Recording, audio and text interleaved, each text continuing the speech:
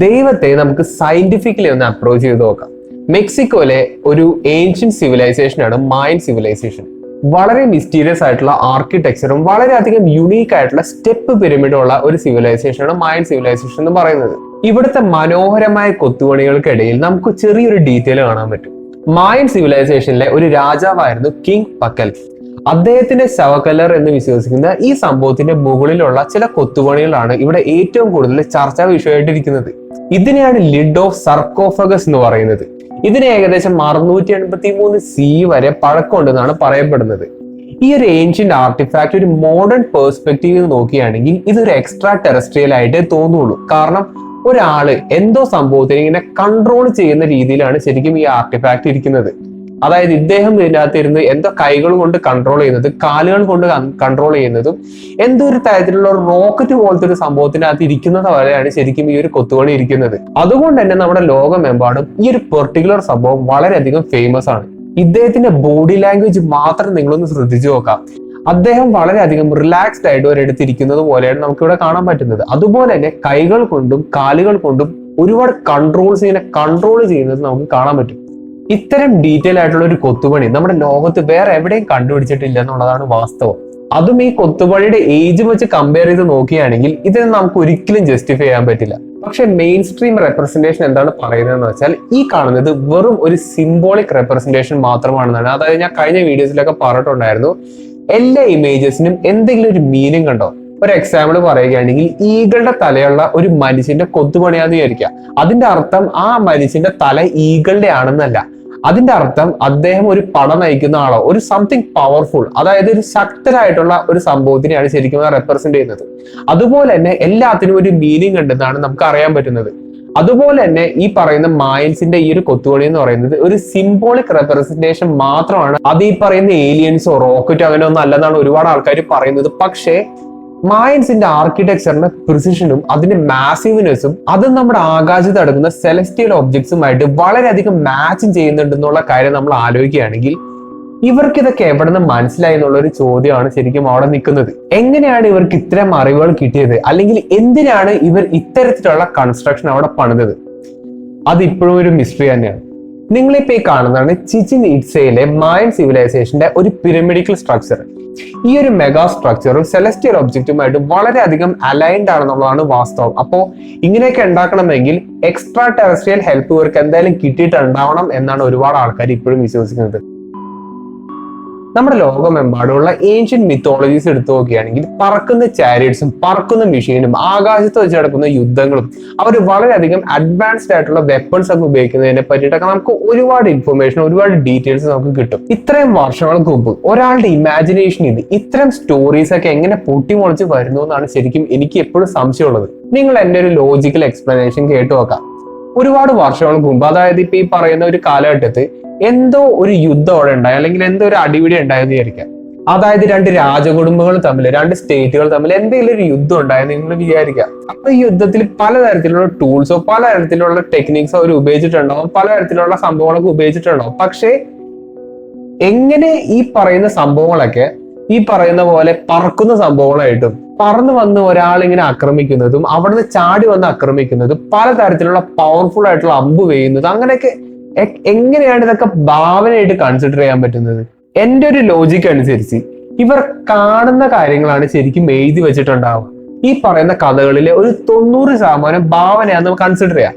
അതിനൊരു 10% നമുക്ക് വിശ്വസിക്കാൻ പറ്റുന്ന ഒരു കാര്യം കൂടിയാണ് നിങ്ങൾ കൺസിഡർ ചെയ്യുക. പക്ഷെ ആ ഒരു 10% അവർ കണ്ട കാര്യങ്ങളായിക്കൂടെ? അതായത് താഴെ ഭൂമിയിൽ വെച്ച് നടക്കുന്ന ഒരു ഫൈറ്റിനെ എങ്ങനെ ആകാശത്ത് വെച്ച് നടക്കുന്ന ഫൈറ്റ് ആയിട്ട് നമുക്ക് കമ്പയർ ചെയ്യാൻ പറ്റും? അത്തരത്തിലുള്ള ഭാവന എങ്ങനെയാണ് ഇവർക്ക് ഇത്രയും വർഷങ്ങൾക്ക് മുമ്പ് കിട്ടിയത്? അത്തരത്തിലുള്ള കഥകൾ നമ്മുടെ ലോകത്തുള്ള ഒരുപാട് മിത്തോളജി നോക്കിക്കഴിഞ്ഞാൽ കാണാൻ പറ്റും. അപ്പോ എന്തെങ്കിലും ഒരു കോഴ്സ് ഇല്ലാണ്ട് അവർ ഇത്തരത്തിലുള്ള ഭാവനയ്ക്ക് റെഡി ആവുമെന്ന് എനിക്ക് ഒരിക്കലും തോന്നുന്നില്ല. ഞാനിപ്പോ ഈ പറഞ്ഞ ലോജിക്കിനെ സപ്പോർട്ട് ചെയ്യാൻ വേണ്ടി കുറച്ച് ഏൻഷ്യന്റ് ചിത്രങ്ങൾ നിങ്ങളെ കാണിച്ചു തരാം. അതായത് ഈ പെയിന്റിങ്സിന്റെ ബാക്ക്ഗ്രൗണ്ടിലൊക്കെ എന്തോ ഒരു സംഭവം ഇങ്ങനെ ആകാശത്ത് പറന്ന് നിൽക്കുന്നതായിട്ട് നിങ്ങൾക്ക് നോക്കിയാൽ കാണാൻ പറ്റും. അപ്പോ ഇതൊക്കെ എന്തിനെങ്കിലും റെപ്രസെന്റ് ചെയ്തതോ അല്ലെങ്കിൽ അവർ കാണുന്ന കാര്യങ്ങളായിരിക്കും ചിലപ്പോൾ ഇവരിങ്ങനെ വരച്ചു വെച്ചിട്ടുണ്ടാവാം. അപ്പോൾ ഇതിന്റെയൊക്കെ റീസൺ എന്താണ്, ഇതൊക്കെ എന്താണെന്നുള്ള കാര്യം ശരിക്കും നമുക്ക് ഇപ്പൊ പറയാൻ പറ്റില്ല. ഈ പറയുന്ന സ്റ്റോറീസും മിത്തോളജീസും കാര്യങ്ങളൊക്കെ ആയിട്ട് ഇതൊക്കെ എന്തെങ്കിലും ബന്ധമുണ്ടോ എന്ന് നമുക്ക് ശരിക്കും പറയാൻ പറ്റില്ല. അതോടൊപ്പം തന്നെ മെസപ്പൊട്ടേമിയൻ ടെയിൽസിൽ പറയുന്ന പോലെ ആ നിബ്രു എന്ന് പറഞ്ഞ പ്ലാനറ്റും അനുനാഗി വേറൊരു സ്ഥലത്ത് നിന്ന് വന്നൊരു സംഭവമാണെന്നുള്ളതും അങ്ങനെയുള്ള കാര്യങ്ങളൊക്കെ അവിടെ വേറെ എടുക്കുന്നുണ്ട്. അപ്പോ എന്തൊക്കെയോ ഇവിടെ സംഭവിക്കുന്നുണ്ടെന്ന് എനിക്ക് എപ്പോഴും തോന്നിയിട്ടുണ്ട്, അല്ലെങ്കിൽ സംഭവിച്ചിട്ടുണ്ട് എന്ന് എനിക്ക് ഇപ്പോഴും തോന്നിയിട്ടുണ്ട്. നിങ്ങൾക്ക് ഈ ഏൻഷ്യന്റ് ആർട്ട് വർക്ക് കണ്ടിട്ട് എന്താണ് തോന്നുന്നത്? ഒരാള് ഹെൽമെറ്റോ എന്തോ തരത്തിലുള്ള പ്രൊട്ടക്റ്റീവ് ഗിയറോ ധരിച്ചിരിക്കുന്ന പോലെയാണ് ശരിക്കും നമുക്കിത് നോക്കിയാൽ മനസ്സിലാവും. അതും ഇത്രയും വർഷങ്ങൾക്ക് മുമ്പ് ഇത്തരത്തിലുള്ള ഒരു ക്ലോതിങ്ങോ ഈ ഒരു ഔട്ട്ഫിറ്റിന്റെ ആവശ്യം ശരിക്കും ഇല്ല. ഈ വീഡിയോയുടെ സ്റ്റാർട്ടിങ്ങിൽ പറഞ്ഞ ആ ഒരു ഇമേജ് ഡിസ്ക്രിപ്ഷൻ എടുത്ത് നോക്കുകയാണെങ്കിൽ ഇദ്ദേഹത്തിന്റെ മുഖത്ത് എന്തോ തരത്തിലുള്ള ഒരു സംഭവം അറ്റാച്ച് ചെയ്തിരിക്കുന്നതായിട്ട് നമുക്ക് കാണാൻ പറ്റും. അതും നമ്മളിപ്പോ മോഡേൺ രീതിയിൽ ചിന്തിച്ചു കഴിഞ്ഞാൽ എന്തോ തരത്തിലുള്ള ബ്രീതിങ് അപ്പാരറ്റസ് അദ്ദേഹത്തിന്റെ മുഖത്തിങ്ങനെ ഘടിപ്പിച്ചതായിട്ടാണ് ശരിക്കും നമുക്ക് തോന്നുക. അങ്ങനെയാണ് ശരിക്കും ഇമേജ് ഇരിക്കുന്നത്. അതായത് സ്പേസ് സ്യൂട്ടിന്റെ അകത്ത് ഓക്സിജൻ സപ്ലൈ ചെയ്യുന്ന പോലെ തന്നെ എന്തോ ഒരു ബ്രീതിങ് അപ്പാരറ്റസ് ഈ ഒരു സ്പേസ് ക്രാഫ്റ്റിൽ നിന്നോ ഈ ഒരു സംഭവത്തിൽ നിന്ന് ഇദ്ദേഹത്തിന്റെ മുഖത്തേക്ക് അറ്റാച്ച് ചെയ്യുന്ന ഒരു ക്ലിയർ ഇമേജ് നമുക്ക് ഇതിൽ നിന്ന് കാണാൻ പറ്റും. ഇതൊരു കോൺസ്പിറസി തിയറി മാത്രമാണോ, എന്റെ മാത്രം സംശയമാണോ, അതോ വേറെ എന്തെങ്കിലും മീനിങ് ആണോ ശരിക്കും ഇതിനെ കൺവേ ചെയ്യാൻ നോക്കുന്നത്? അതൊന്നും നമുക്ക് ഒരിക്കലും പറയാൻ പറ്റില്ല എന്നുള്ളതാണ് വാസ്തവം. നമ്മുടെ ലോകമെമ്പാടുള്ള ഏൻഷ്യന്റ് സിവിലൈസേഷന്റെ ഇടയിലുള്ള അറിവുകളൊക്കെ നമ്മളൊന്ന് ഗ്യാദർ ചെയ്ത് നോക്കുകയാണെങ്കിൽ, അതൊന്ന് സമ്മറൈസ് ചെയ്ത് നോക്കുകയാണെങ്കിൽ അവരുടെ ആർക്കിടെക്ചറൽ സ്കിൽസ് വളരെയധികം മാസീവ് ആണ്, വളരെയധികം ഇംപ്രസീവ് ആണ്. അതായത് നിങ്ങളിപ്പോ ഈ കാണുന്നത് നമ്മുടെ ഇന്ത്യയിലുള്ള എല്ലോറ കേവ്സ് ആണ്. ഈ കേവ് എന്ന് പറയുന്നത് ശരിക്കും ഇങ്ങനെ താഴ്ത്തുനിന്ന് മുകളിലേക്ക് പണിതെടുത്തതല്ല. ഇതൊരു പാറ കുത്തിയിട്ടാണ് ഈ ഒരു കേവ് കംപ്ലീറ്റ് ആയിട്ട് പണിതെടുത്തത്. ഇതൊരു കേവ് അല്ല, ഇതൊരു വലിയൊരു അമ്പലം തന്നെയാണ്. നിങ്ങൾ ജസ്റ്റ് ഒന്ന് ആലോചിച്ച് നോക്കാം, നമ്മളൊരു വീട് പണിയുന്നത് എങ്ങനെയാ? ശരിക്കും ഒരു ലെയർ ബൈ ലെയർ ആയിട്ടാണ് എല്ലാ വീടുകളിലും എല്ലാ കൺസ്ട്രക്ഷൻസും പണിയുന്നത്. ഒരു വീട് പണിയുകയാണെങ്കിൽ അതിന്റെ ഡിസൈൻ അനുസരിച്ചാണ് നമ്മൾ ആ വീട് പണിയുന്ന ടെക്നിക്ക് ഡിസൈഡ് ചെയ്യുള്ളൂ, അല്ലെ? അതായത് താഴ്ത്തുനിന്ന് മുകളിലേക്ക് പണിയുന്ന ഒരു ടെക്നിക്കാണ് ശരിക്കും നമ്മൾ വീട് പണിയുമ്പോൾ ഉപയോഗിക്കുന്നത്. പക്ഷേ അതിന് നേരെ ഓപ്പോസിറ്റ് ആണ് ഈ ഒരു അമ്പലങ്ങളിൽ നിന്നൊക്കെ നമുക്ക് കാണാൻ പറ്റുന്നത്. അതായത് ഒരു പാറ കുത്തിയിട്ട് അതിന്റെ ഒരു പെർഫെക്റ്റ്, അതായത് ആ ഒരു അമ്പലത്തിന്റെ നേരെ ഹൈറ്റ്, അതിന്റെ ഫസ്റ്റ് പില്ലർ ഇത്ര ഉണ്ടാവും, ഫസ്റ്റ് ഫ്ലോർ ഇത്ര ഉണ്ടാവും, അതൊക്കെ ശരിക്കും കറക്റ്റ് ആയിട്ട് പ്ലാൻ ചെയ്താൽ മാത്രമാണ് ഇത്തരത്തിലുള്ള ഒരു ആർക്കിടെക്ചർ നമുക്ക് ചെയ്യാൻ പറ്റുള്ളൂ. അതും അതിന്റെ വർഷം കൂടി ആലോചിച്ച് നോക്കുകയാണെങ്കിൽ അത് വളരെയധികം ഇംപ്രസീവ് ആണ്. ഇതൊരു എക്സ്ട്രാ ടെറസ്ട്രിയലിന്റെ സഹായം ഇല്ലാണ്ട് നമുക്ക് ഒരിക്കലും ചെയ്യാൻ പറ്റില്ല എന്ന് ഒരുപാട് ആൾക്കാർ ക്ലെയിം ചെയ്യുന്നുണ്ട്. ഒരുപാട് ആൾക്കാർ ഇപ്പോഴും അങ്ങനെ തന്നെ ഉറച്ചു വിശ്വസിക്കുന്നുണ്ട്. പക്ഷേ അതിന് ചെറിയൊരു പ്രശ്നമുണ്ട്. നമ്മൾ ഒട്ടുമിക്കവരും എല്ലോറ കേവ്സ് മാത്രമാണ് ഇങ്ങനെ ഫോക്കസ് ചെയ്തിങ്ങനെ സംസാരിക്കുന്നത്. അതിന്റെ ആർക്കിടെക്ചറും അതിന്റെ വളരെ പ്രിസൈസ് ആയിട്ടുള്ള കൊത്തുപണിയൊക്കെയാണ് നമ്മൾ ശരിക്കും നോക്കുന്നത്. പക്ഷെ എല്ലോറ കേവിനെ പോലെ തന്നെ ഇരിക്കുന്ന വേറൊരു ടെമ്പിൾ ഇതിന്റെ സമീപത്ത് തന്നെ ഉണ്ട്. അത് ശരിക്കും അൺഫിനിഷ്ഡ് ആയിട്ടുള്ള, അതായത് പണി പൂർത്തീകരിക്കാത്ത ഒരു വർക്ക് ഓഫ് ആർട്ട് തന്നെയാണ്. ഇതിന്റെ ഒരു ആർക്കിടെക്ചർ നോക്കുകയാണെങ്കിൽ ഇതിന്റെ മുകളിൽ നിന്ന് ഒരു പകുതി വരെ ഏകദേശം കംപ്ലീറ്റഡ് വർക്കാണ്. പക്ഷെ അതിന്റെ പകുതിയിൽ നിന്ന് താഴെ ഒട്ടും തന്നെ കംപ്ലീറ്റഡ് അല്ല, ബെയർ ബോൺസ് ആയിട്ട്, അതായത് ഇങ്ങനെ പാറക്കല്ല് പോലെ ഇങ്ങനെ കിടക്കുകയാണ്. ഇതിൽ നിന്ന് തന്നെ നമുക്കൊരു കാര്യം മനസ്സിലാക്കാൻ പറ്റും. അതായത് എല്ലോറ കേവ്സ് എന്ന് പറയുന്നത് നമ്മുടെ എഫേർട്ടിന്റെ ഒരു റിസൾട്ട് തന്നെയാണ്. പക്ഷെ എന്റെ ഒരു ചോദ്യം എന്താ വെച്ചാൽ, ഇത് ഡിസൈൻ ചെയ്തത് ആരാണ്? ഇത്തരത്തിലുള്ള ഒരു ഏൻഷ്യന്റ് ആർക്കിടെക്ചർ നമുക്ക് ഉണ്ടാക്കിയെടുക്കണമെങ്കിൽ നല്ല രീതിയിലുള്ള പ്ലാനിങ്ങും നല്ല രീതിയിലുള്ള ഡിസൈനിങ്ങും നല്ല രീതിയിലുള്ള ഒരു വിഷനൊക്കെ നമുക്ക് വേണം.